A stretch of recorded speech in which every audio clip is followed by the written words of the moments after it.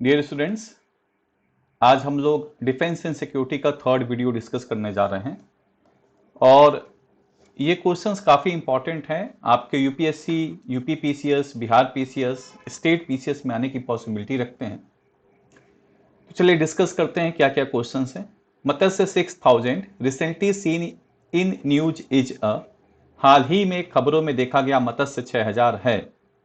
Medium tactical transport aircraft, indigenous developed anti tank mines, स्वदेशी रूप से विकसित anti tank mine, domestically developed submersible, घरेलू स्तर पर विकसित सबमर्सिबल, आर्मर्ड रिकवरी व्हीकल्स, बख्तरबंद रिकवरी वाहन।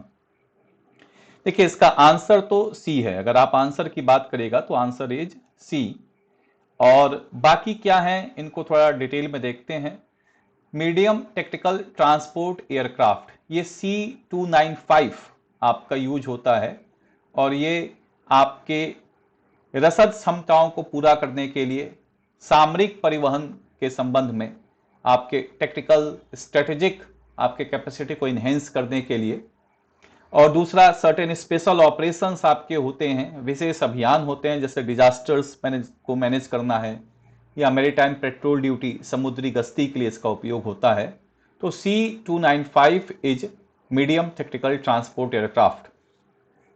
Indigenous developed anti tank missile, ये भी बहुत ज्यादा इंपॉर्टेंट है, इसको आप देख लीजिएगा। विभव, VIBHAV, विभव आपका है। डीआरडीओ ने विभव को आपका डेवलप किया है। Point attack anti tank munition है। ये क्या करता है, एक आपके टैंक्स को पूरी तरह से निस्तोनाबूद करने के लिए, उनको समाप्त करने के लिए इसका उपयोग होता है। बख्तरबंद वाहनों के खिलाफ इसका उपयोग होता है और इसको डीआरडीओ ने डेवलप किया है। अगला आप देख सकते हैं जो आपका आर्मर्ड रिकवरी व्हीकल, बख्तरबंद रिकवरी वाहन जो आपके हैं, ये मॉडिफाइड वर्जन है जो आपके BEML, भारत अर्थ मूवर लिमिटेड के द्वारा Russian made T20 T72 tanks हैं, उन्हीं का मॉडिफाइड वर्जन है, उसका उपयोग किया जा रहा है। तो अब हम लोग देखते हैं जो मेन क्वेश्चन में पूछा गया है, डोमेस्टिकली डेवलप्ड सबमर्सिबल, घरेलू स्तर पर विकसित सबमर्सिबल क्या है, इसको समझने का प्रयास करते हैं। Matsya 6000 India's first manned deep ocean mission आपका है, भारत का पहला, ये आपके समुद्र के गहराई को आपके अंदर जाके उसमें कुछ एक्सप्लोरेशन करना, वहां पे खनिज क्या क्या है, जैव विविधता क्या है, उनकी जानकारी लेना, इसकी पॉसिबिलिटी देखने का आपका प्रयास है। और इसमें 3 लोगों को भेजा जाएगा और ये 6 किलोमीटर समुद्र के अंदर होगा, इसीलिए मत्स्य 6000 मतलब 6000 मीटर अंदर लेके जाना है लोगों को। और ये जो आपका है, इसका जो इंड्योरेंस रहेगा 12 घंटे आपका रहेगा, और अगर कोई आपातकाल स्थिति आ गई तो 96 घंटे ये इसमें रह सकता है। इसमें 3 मेजर आपके एक तरह से खिड़कियां हैं जिससे आप बाहर का सारा आप खोज कर सकते हैं, उसकी जानकारी इकट्ठा कर सकते हैं।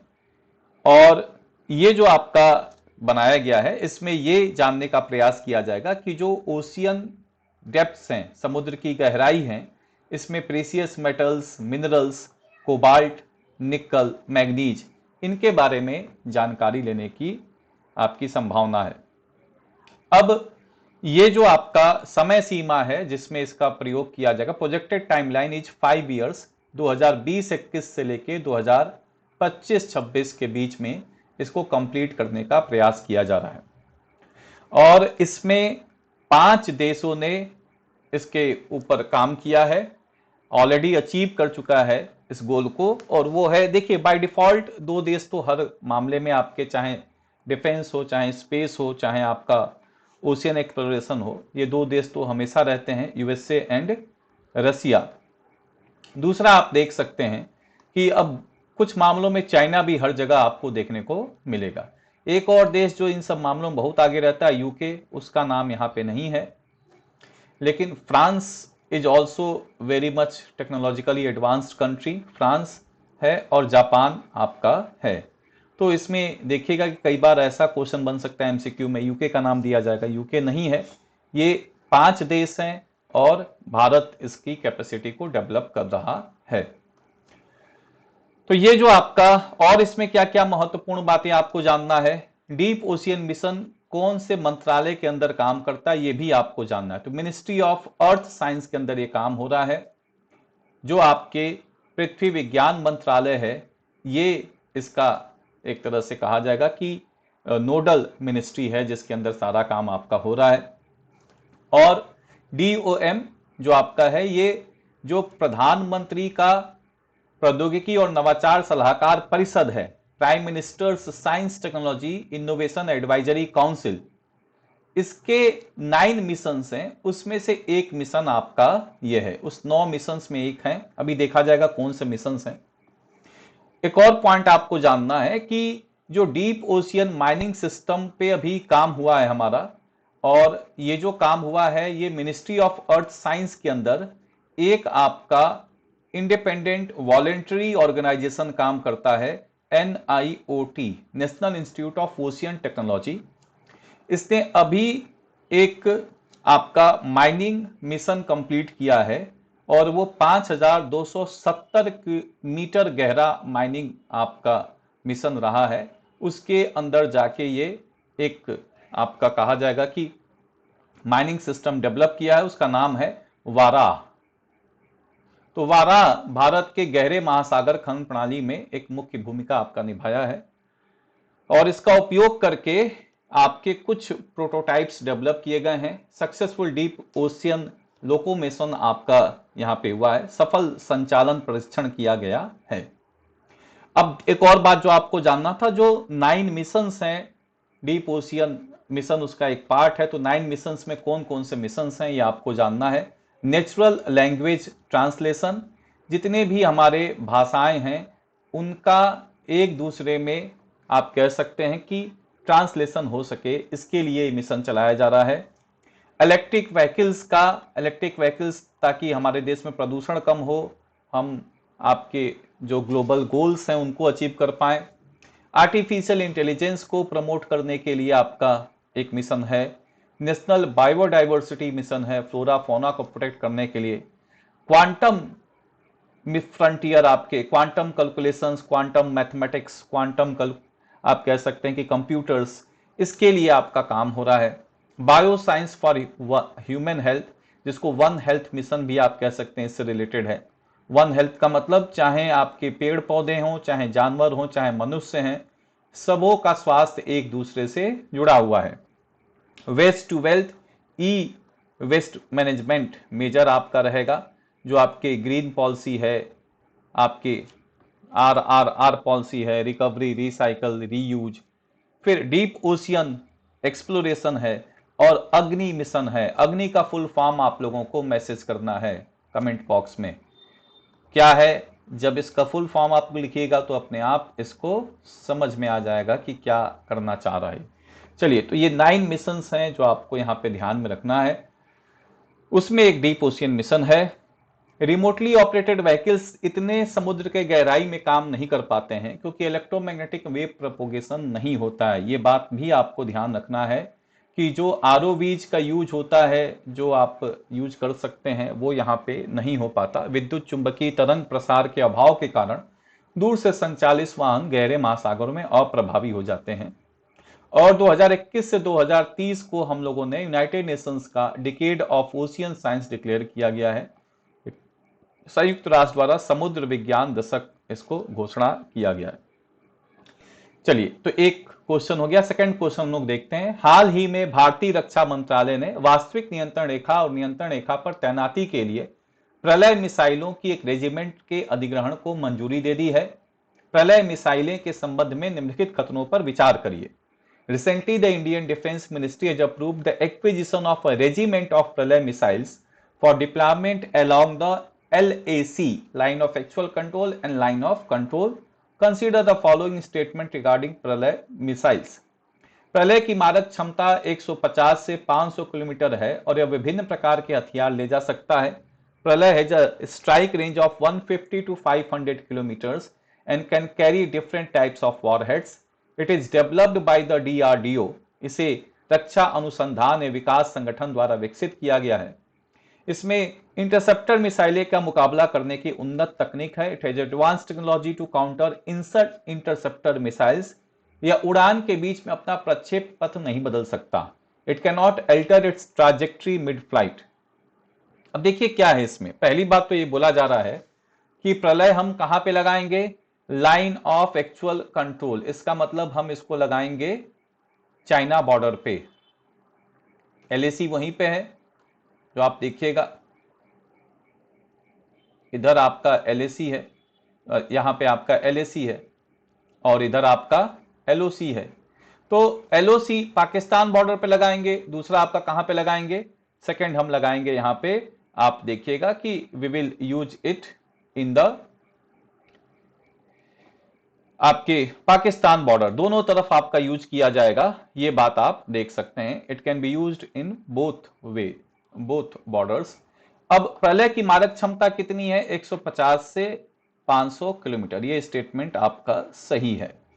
It has been developed by DRDO, ये भी सही है। हमारे देश में अगर आप फाइटर प्लेन्स हेलीकॉप्टर्स की बात करेगा तो सिंगल एक ऑर्गेनाइजेशन काम करता है, एचएएल। डिफेंस की बात है तो आपका डीआरडीओ है जो, और आपके मिसाइल डेवलपमेंट प्रोग्राम है तो लार्जली आप देख सकते हैं कि इसमें डीआरडीओ है और भारत डायनेमिक्स लिमिटेड है। इसरो भी आपका कई बार इसमें सहयोग करता है। तो इसमें इंटरसेप्टर मिसाइलों का मुकाबला करने की उन्नत तकनीक है, ये भी बात ठीक है। Advance technology to counter interceptor missiles. ये अपनी ट्रैजेक्टरी को मिड फ्लाइट नहीं चेंज कर सकता, ये आपका स्टेटमेंट गलत है। चलिए देखते हैं प्रलय मिसाइल के बारे में थोड़ा और जानकारी लेते हैं। इसमें 3 स्टेटमेंट्स हैं, ये एक गलत है। प्रलय भारत की पहली पारंपरिक अर्ध बैलिस्टिक मिसाइल है और ये उत्तरी और पश्चिमी सीमाओं से किसी भी पारंपरिक मिसाइल हमले का जवाब है। तो it's a quasi ballistic missile and is answer to conventional missiles which can be attacked from the northern और द वेस्टर्न बॉर्डर्स, मतलब एलओसी एलएसी दोनों तरफ से। अब क्वासी बैलिस्टिक मिसाइल क्या होता है, क्वासी बैलिस्टिक मिसाइल के कुछ गुण आपको मिलेंगे क्रूज मिसाइल के, कुछ गुण मिलेंगे आपको बैलिस्टिक मिसाइल्स के। तो ये जो आपके क्रूज मिसाइल्स के गुण मिलेंगे वो क्या है, इसकी ट्रैजेक्टरी काफी नीचे रहती है, बहुत ऊपर नहीं जाएगा ये। बैलिस्टिक मिसाइल्स के क्या गुण है कि, और दूसरा इसके और क्या मिलेंगे आपके क्रूज मिसाइल्स के, इसको मैनोवेयर किया जा सकता है, इसका रास्ता बदला जा सकता है, इसमें पैतरेबाजी की जा सकती है। टारगेट्स जैसे चेंज हो रहे हैं तो इसमें भी थोड़ा बहुत आप मॉडिफिकेशन कर सकते हैं। और बैलिस्टिक मिसाइल्स में आपका क्या है कि इसमें थोड़ी सी कैपेसिटी आपकी ज्यादा होगी, पेलोड कैपेसिटी ज्यादा होगी, लेकिन ये इतना भी नीचे नहीं रहेगा जैसे क्रूज मिसाइल्स हैं। तो ये जैसे बैलिस्टिक मिसाइल्स तो बहुत ऊपर जाएंगे, ये उसके मुकाबले कम हाइट लेगा और कम हाइट पे ही आपका काम कर सकता है। तो प्रलय का स्ट्राइक रेंज क्या है, 150 से 500 किलोमीटर, ये स्टेटमेंट ठीक है। लेकिन कितना वॉरहेड ले जा सकता है, जनरली 350 से 700 किलोमीटर। हमारा क्रूज मिसाइल कौन सा है जो आप देखेगा, ब्राह्मोस। तो ब्राह्मोस का जो पेलोड कैपेसिटी क्या है वो 500 के आसपास है और जो किलोमीटर है वो 999 किलोमीटर आपका है। हालांकि अब एमटीसीआर के अंदर आने के बाद we can increase its payload as well as its range also. DRDO इसका उपयोग कर रहा है, तो आप देख सकते हैं कि ये खूबियां हैं। और क्या खूबियां हैं, थोड़ा और बातें आप देखिए इसमें। यह अत्यधिक बहुमुखी है, विभिन्न प्रकार के हथियार ले जाने में सक्षम है। It is having versatile capacity, और कई तरह के यहाँ पे वॉरहेड्स ले जा सकता है, उड़ान के बीच अपने रास्ते को बदल सकता है। ठीक है, तो बस ये आपका कि ये रास्ते को बदल सकता है, उसमें लिखा हुआ तो नहीं बदल सकता है, वो स्टेटमेंट गलत है। और इसमें सॉलिड प्रोपेलेंट आपका यूज किया जाता है, ये भी ध्यान में रखिएगा। कई बार लिक्विड प्रोपेलेंट लिख देता है एग्जामिनेशन में, सॉलिड प्रोपेलेंट यहाँ पे यूज हो रहा है। ठीक है, इसको किसके साथ कंपेयर किया जा सकता है, चाइना के डोंग फेंग 12 के साथ और रसिया के स्कैंडर मिसाइल्स के साथ इसको कंपेयर किया जा सकता है। ठीक है, ये क्या कर सकता है, पेनिट्रेशन कम ब्लास्ट, कहीं पे आपका ये धंस के वहां पे विस्फोटक का काम करेगा। और जो दूसरे देशों के रनवे हैं जहां पे फाइटर प्लेन्स उतरते हैं और आपके टेक ऑफ टेक ऑन करते हैं, उनको भी डिस्ट्रॉय करने की कैपेसिटी आपका रखता है। तो ये बात आप देख सकते हैं। चलिए नेक्स्ट क्वेश्चन आप देखते हैं। ऑपरेशन सजग recently in news was conducted by Indian Army, Indian Air Force, Indian Coast Guard, none of the above। तो ऑपरेशन सजग हमारे देश में भारतीय तट रक्षक बल के द्वारा किया गया है क्या इसमें? ये हर महीने कंडक्ट किया जाता है, और जब 2008 में आपका मुंबई अटैक हुआ तो उसके बाद कोस्ट गार्ड और जो नेवी है इसने काफी डिफेंस मैकेनिज्म को स्ट्रॉन्ग किया, और उसके बाद से आपके जो हमारा कोस्टल एरियाज है उनका टेररिस्ट के एक्टिविटीज के लिए आपका मिसयूज होना काफी कम हो गया है। ऑल्दो स्मगलिंग और ऑर्गेनाइज क्राइम तो अभी भी यहां से हो रहे हैं, तो उसको काउंटर करने के लिए सारा काम हो रहा है। देखिए क्या किया जाता है इसमें। तो यहाँ पे एक ऑपरेशन सजग वेस्ट कोस्ट के अलोंग आपका कोस्ट गार्ड के द्वारा ये किया जाता है।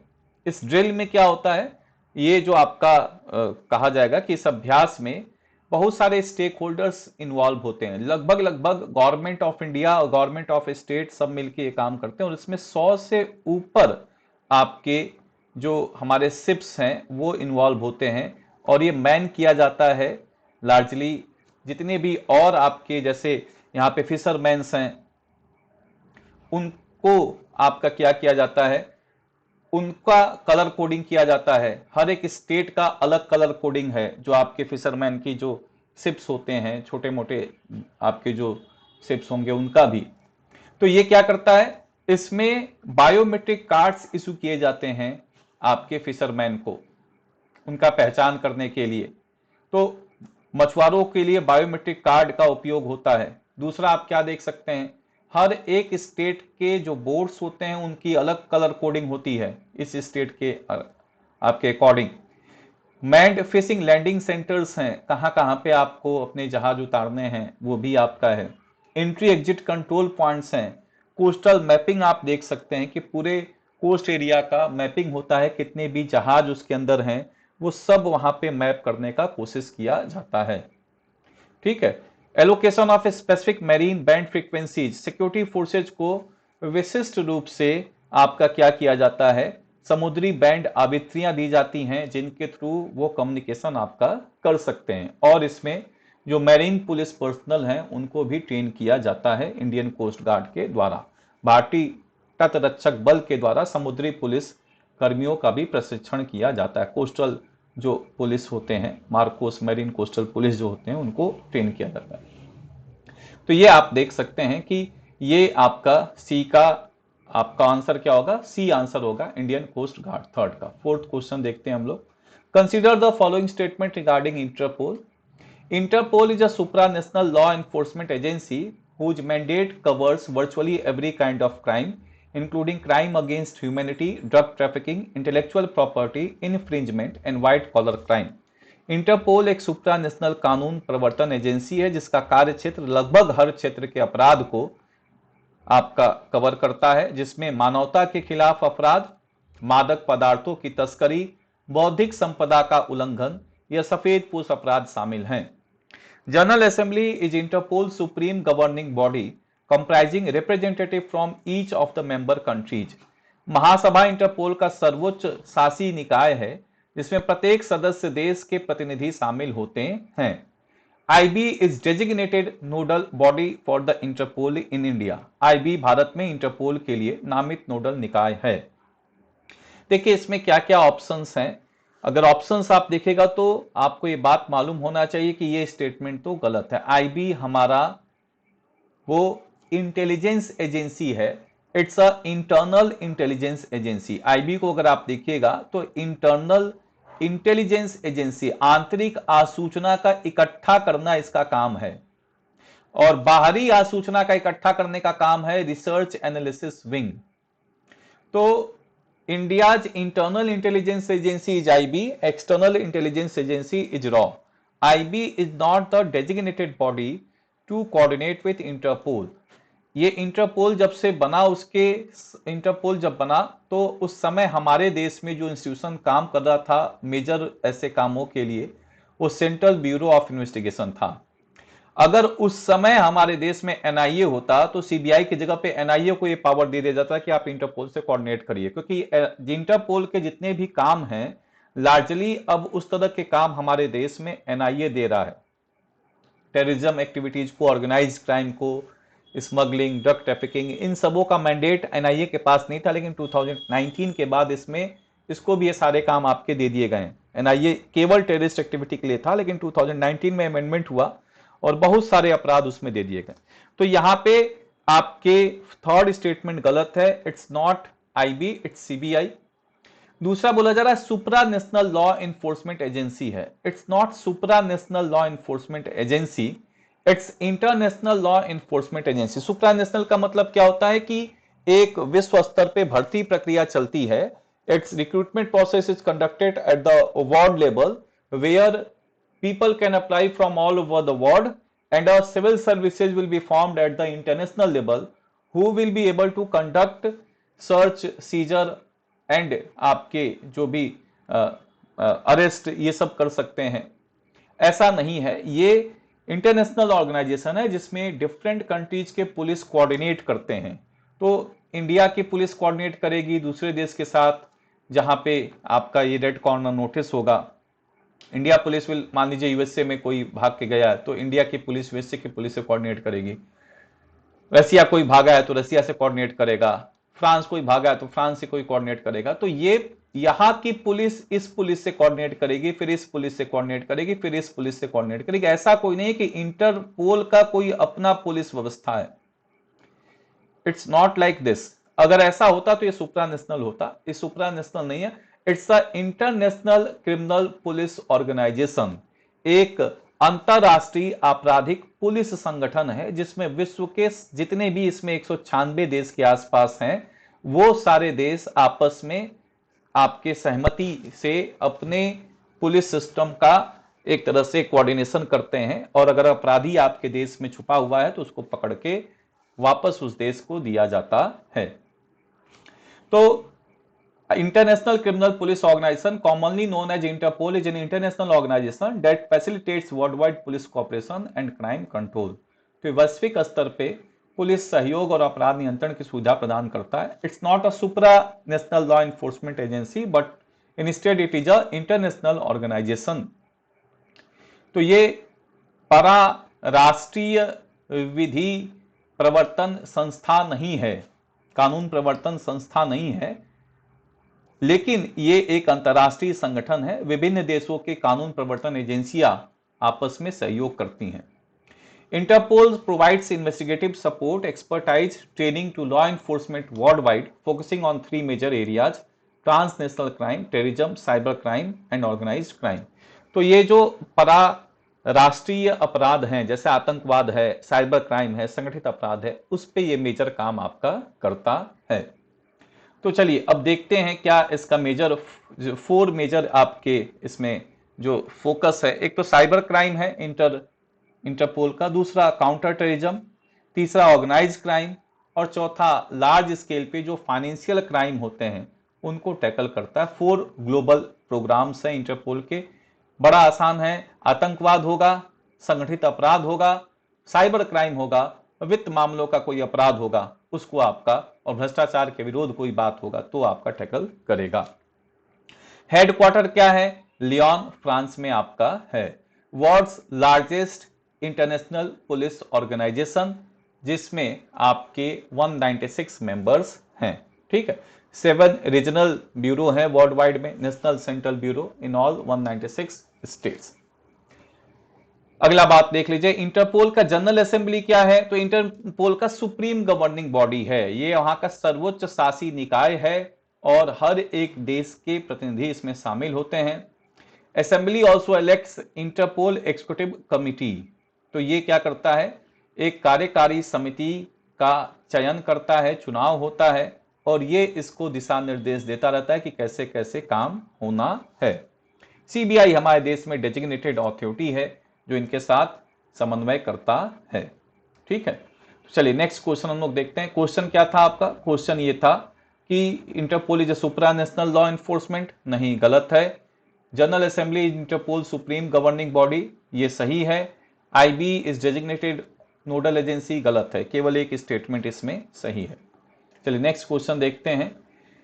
युद्ध अभ्यास is a collaborative effort between आर्मीज of. देखिए ऐसे सवाल बड़े सारे डिस्कस हो रखे हैं, जब आप फर्स्ट लेक्चर देखिएगा तो उसमें सारे लिस्ट दिए हुए हैं, उसको एक बार आप लोग जरूर देख लीजिए। उसमें लगभग 50 अभ्यास दिए गए हैं।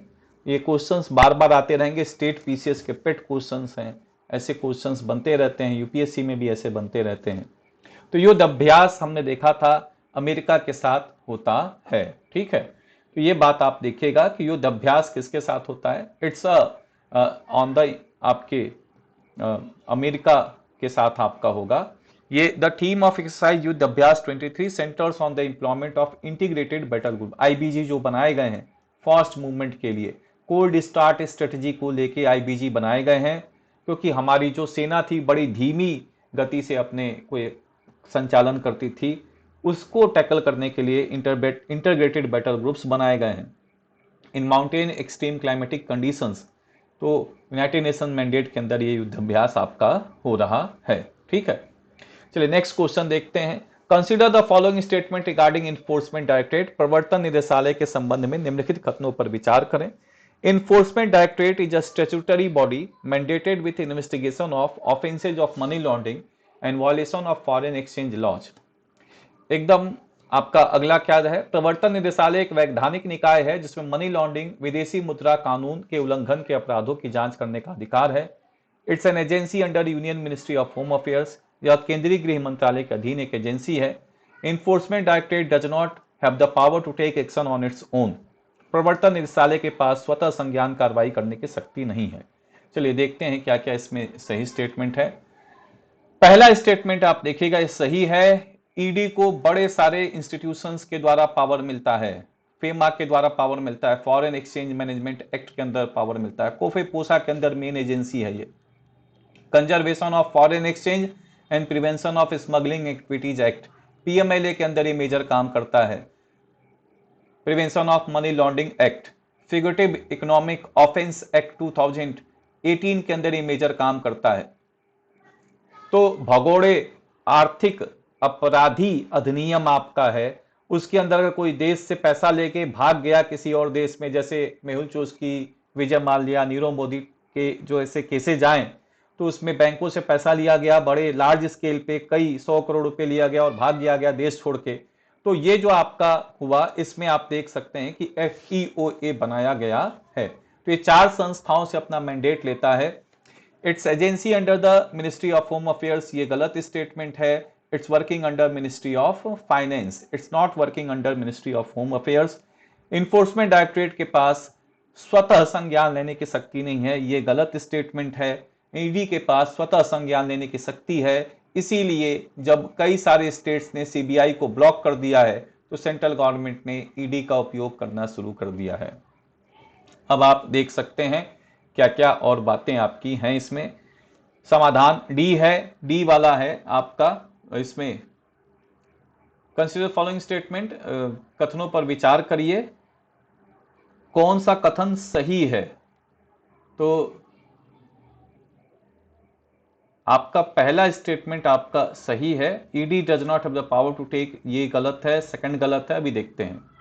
ED is a multidisciplinary body mandated with investigation of offence of money laundering and violations of foreign exchange, ठीक है।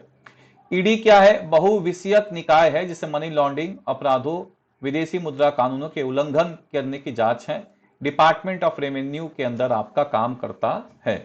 अच्छा, ये पॉइंट आपका है कि इसको जो पावर मिलता है, ये पावर किसके थ्रू मिलता है। पावर तो बड़े सारे लॉज के अंदर मिलता है, लेकिन ये कोई आपका स्टैट्यूटरी बॉडी नहीं है अपने आप में, ये बात आपको ध्यान में रखना। It's not a statutory body in itself, though it is getting power from the laws which is being made by the parliament. In itself it is not created by an act of the parliament. अपने आप में इसको संसद के द्वारा किसी अधिनियम के अंतर्गत नहीं बनाया गया है। तो ये बात आपको ध्यान में रखना है कि ईडी स्टैट्यूटरी बॉडी नहीं है, ऑल्दो यहां पे इसको जो पावर मिलता है वो स्टैट्यूटरी लॉज के अंदर मिलता है। तो ये बात आप देख सकते हैं।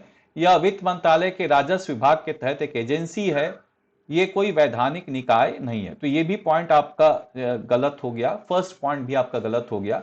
ED is not a statutory body, वैधानिक निकाय नहीं है, जबकि यहां पे लिखा है वैधानिक निकाय है। हालांकि आप ये समझिए कि इसको जो ताकत मिलती है काम करने के लिए वो डिफरेंट एक्ट्स के माध्यम से मिलती है। तो फर्स्ट स्टेटमेंट भी गलत है, सेकंड भी गलत है, थर्ड भी गलत है।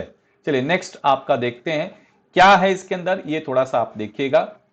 Origin of ED goes back to 1st May 1956 when an enforcement unit was formed within the Department of Economic Affairs for handling exchange control law violations under the FERA। तो फेरा के अंदर इसको पावर दिया गया था और 1956 में इसको इन्फोर्समेंट यूनिट के रूप में आपका बनाया गया था डिपार्टमेंट ऑफ इकोनॉमिक अफेयर्स के अंदर। ठीक है, तो ये बात थोड़ा सा ध्यान रखना है कि ईडी की उत्पत्ति 1 मई 1956 में हुई, जब विदेशी मुद्रा विनियम अधिनियम फॉरेन एक्सचेंज रेगुलेशन एक्ट 1947 में इसको क्रिएट किया गया एज एन इन्फोर्समेंट यूनिट, प्रवर्तन इकाई के रूप में। ठीक है, तो ये आप देखिएगा बाद में इसका 1957 में नेम चेंज कर दिया गया और इन्फोर्समेंट यूनिट के जगह पे प्रवर्तन निदेशालय इसका नाम रख दिया गया। और 1960 में डिपार्टमेंट ऑफ इकोनॉमिक अफेयर्स से इसको हटा के डिपार्टमेंट ऑफ रेवेन्यू में ट्रांसफर कर दिया गया, राजस्व विभाग में ट्रांसफर कर दिया गया है। तो यह बात आपको जानना है कि ईडी आपका एक रिजोल्यूशन से बनाया गया संस्था है। ये आपका पहले एक इन्फोर्समेंट यूनिट के रूप में आपका बनाया गया, बाद में इन्फोर्समेंट डायरेक्टरेट बना और पहले ये स्टेब्लिश हुआ डिपार्टमेंट ऑफ इकोनॉमिक अफेयर्स में। डिपार्टमेंट ऑफ इकोनॉमिक अफेयर्स में 1956 में इसको बनाया गया, 1960 में इसको डिपार्टमेंट ऑफ रेवेन्यू में ट्रांसफर कर दिया गया है। इसका हेडक्वार्टर न्यू दिल्ली में आपका है, ऑल्दो इसके ब्रांचेज कई जगहों पे, रीजनल ऑफिसेज कई जगहों पे हैं। It is headed by a director. अब देखिए क्या क्या आपका है, पीएमएलए फंक्शंस जो prevention of money laundering act है ये इसको क्रिमिनल पावर देता है, और जो फेमा वाला आपका एक्ट है वो उसको सिविल पावर्स देता है। तो पीएमएलए एक्ट के अंदर इसके पास पावर है कि वो क्या कर सकता है, it can conduct search and seizure, ये तलाशी और जब्ती दोनों कर सकता है पीएमएलए एक्ट के अंदर, under section 16 and 70 of the PMLA act. Under section 19 of the PMLA act ये क्या कर सकता है, आपके एक तरह से देखेगा कि किसी की गिरफ्तारी कर सकता है। जैसे अभी आप देखेगा एक बड़े हाई प्रोफाइल पॉलिटिकल केस में अरविंद केजरीवाल को गिरफ्तार किया गया है। And can directly carry out search and seizure under section 50 of the PMLA. तो ये आप देखेगा कि इसको पीएमएलए एक्ट के वेरियस सेक्शन से पावर मिलता है, ऑल्दो ये सब सेक्शंस आपको याद करने की जरूरत नहीं है, इतना डिटेल में नहीं आपको जानना, बस इतना समझ लीजिए कि it has the power for search and seizure and also the power of arrest. अगर ये भी नहीं ध्यान आता तो आप अरविंद केजरीवाल को तो देख ही रहे हैं, ईडी ने ही उनको गिरफ्तार किया है, उन्हीं ईडी ही उनके घर पे तलाशी लेने गई थी एक बार, कई बार सम्मन्स दिए, 7 to 8 सम्मन्स, जब वो नहीं माने तो जाके गिरफ्तार कर लिया गया। ईडी ने ही आपके संजय सिंह को और मनीष सिसोदिया को गिरफ्तार किया।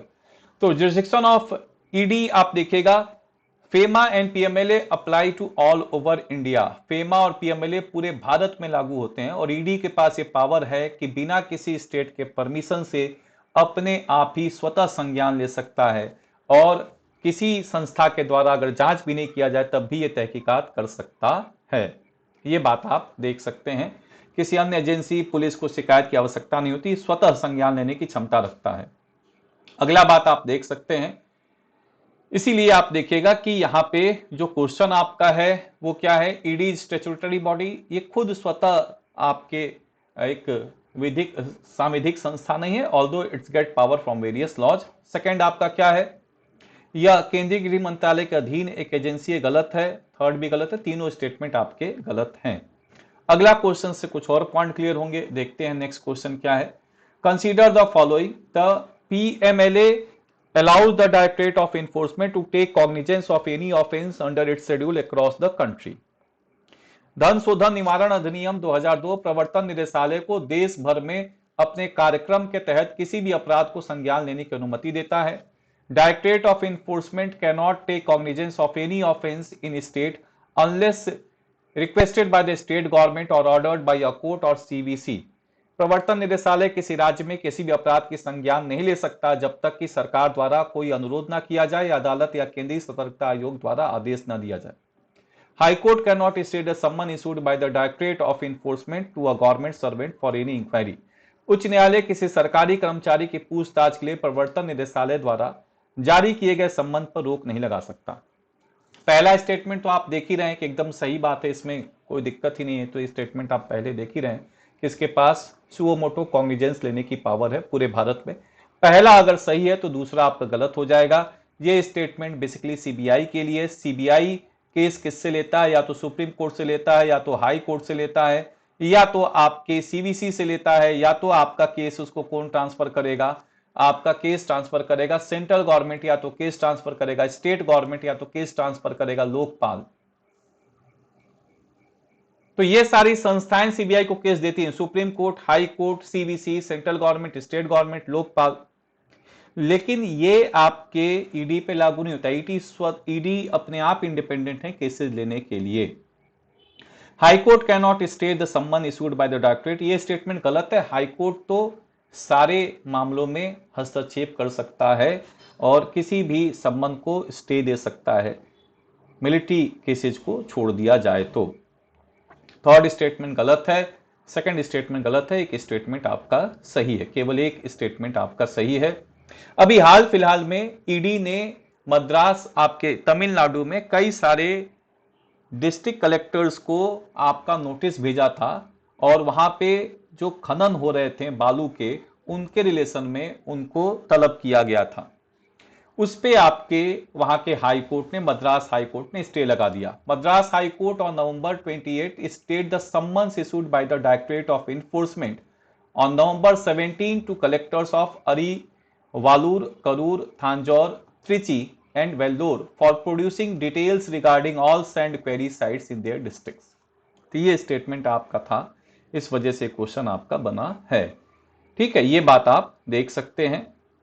ये कहीं पे भी केस आपका ले सकता है, सीबीआई नहीं ले सकता, इसीलिए अब लार्जली सेंट्रल गवर्नमेंट के द्वारा ईडी का उपयोग हो रहा है। नेक्स्ट क्वेश्चन आप देख सकते हैं, टेरिटोरियल आर्मी के संबंध में है। Consider the following statement regarding territorial army. प्रादेशिक सेना के संबंध में निम्नलिखित कथनों पर विचार करें। Territorial army is a military reserve force composed of part-time volunteers who provide support service to the Indian Army।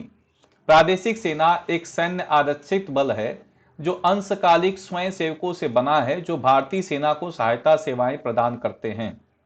They are requested by ministers and state government for various roles including plantation drives, petroleum supply, oil exploration, protection of critical infrastructure।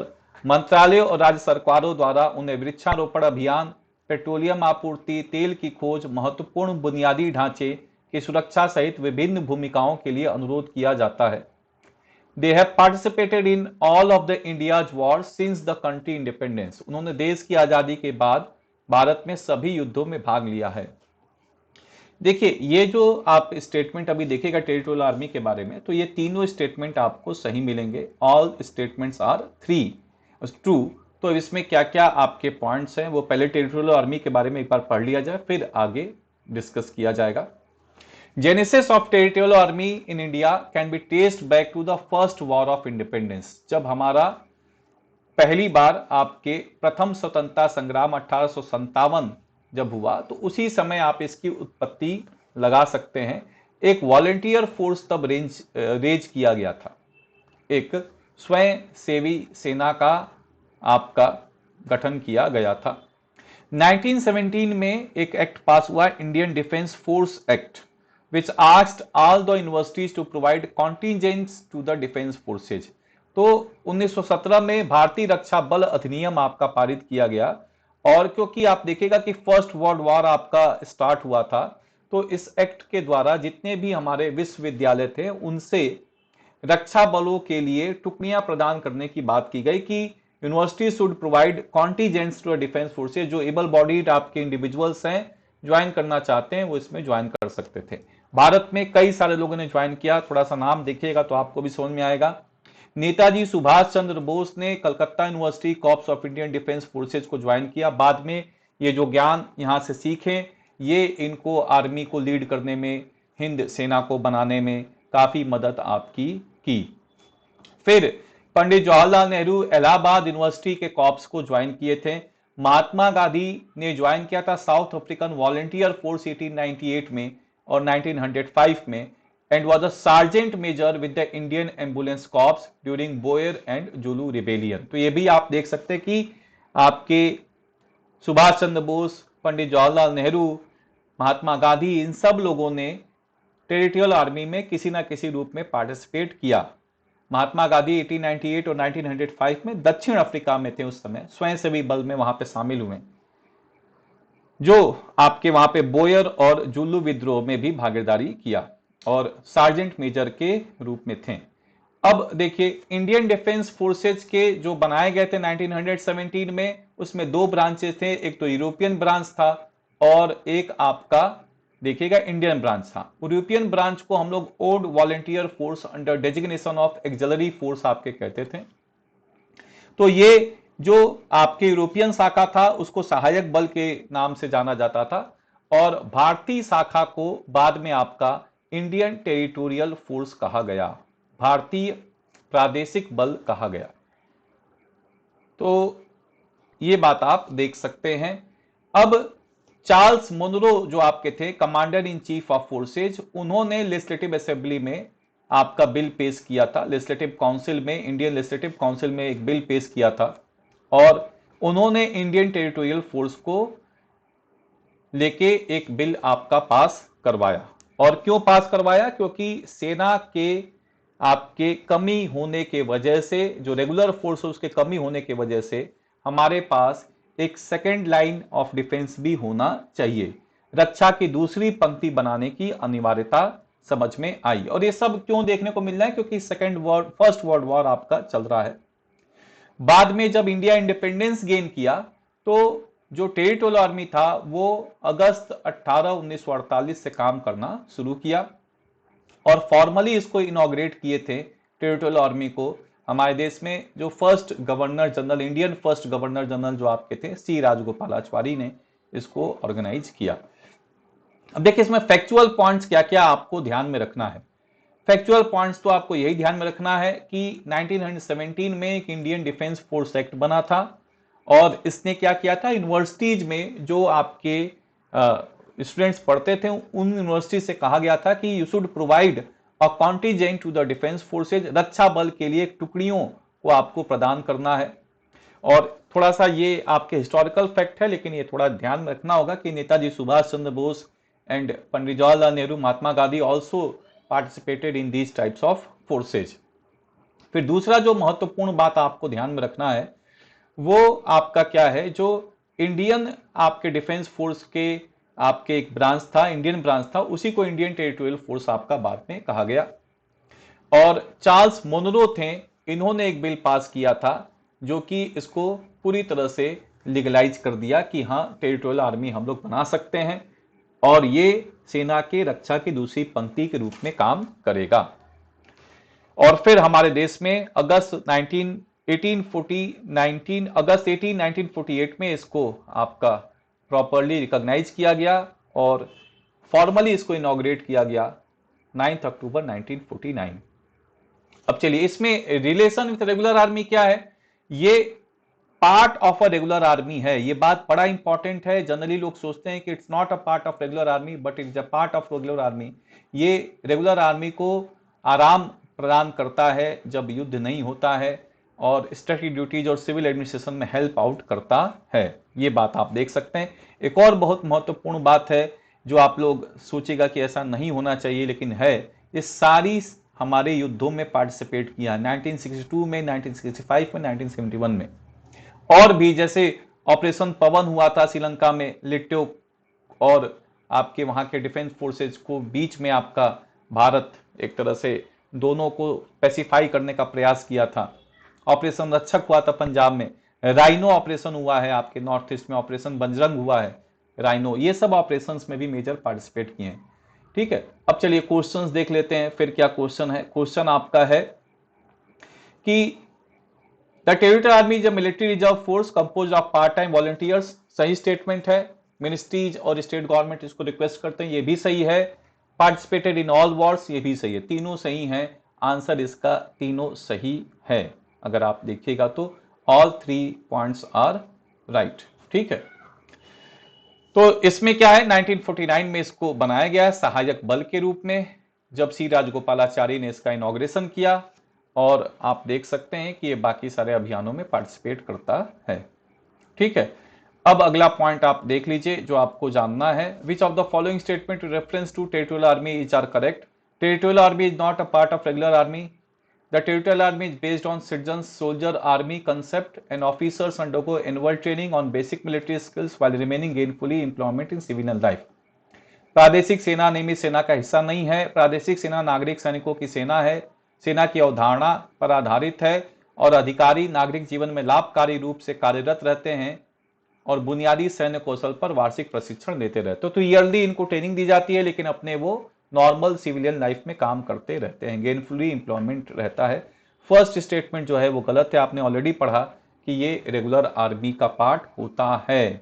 दूसरा, individuals कोई भी जो सीख करते हैं territorial army में वो आपके ज्वाइन कर सकते हैं और मेन स्टे सिविलियन प्रोफेशन में आपके एम्प्लॉयड रह सकते हैं, सेल्फ एम्प्लॉयड रह सकते हैं। 40 साल तक इसमें पॉसिबिलिटी है। तो ये स्टेटमेंट आपका पहला गलत है, दूसरा सही है। ठीक है, इसमें पूछा गया है कि कौन सा स्टेटमेंट गलत है, पहला स्टेटमेंट गलत है। नेक्स्ट क्वेश्चन देखते हैं। India initiated which of the following to evacuate its citizens from conflict stricken Israel? Operation Kaveri, Sudan, operation Rahat, operation Maitri, operation Ajay. Operation Ajay आपका है जो आप देख सकते हैं, जिसको कंडक्ट किया गया है आपके अभी कॉन्फ्लिक्ट स्ट्रिकन इजराइल से लोगों को निकालने के लिए। सारे ऑपरेशंस लेक्चर 1 में बहुत ज्यादा डिटेल में डिस्कस हुए हैं, एक बार देख लीजिएगा। ऑपरेशन दोस्त तुर्की में जो सीरिया में अभी जो भूकंप आया था उसके लिए, ऑपरेशन गंगा जो आपके रसिया और यूक्रेन के बीच में युद्ध हुआ है उसमें हमारे भारतीय जो स्टूडेंट्स थे उनको वहां से ले आने के लिए, वंदे भारत कोविड के दौरान जो समस्याएं हुई उसमें पूरे भारतीयों को भारत में वापस ले आने के लिए, समुद्र सेतु अगेन नेवी का ऑपरेशन है कोविड के दौरान भारतीयों को ले आने के लिए। राहत कॉन्फ्लिक्ट इन येमेन, आप देखिएगा जो येमेन में हुआ उसमें भारतीयों को लिया गया। मैत्री नेपाल में जो भूकंप आया।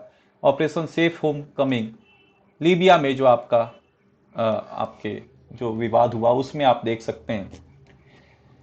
ऑपरेशन सुकून कॉन्फ्लिक्ट इन लेबनान आपका हुआ, उसमें ले आने की बात आपकी कही गई है। तो ये आप देख रहे हैं।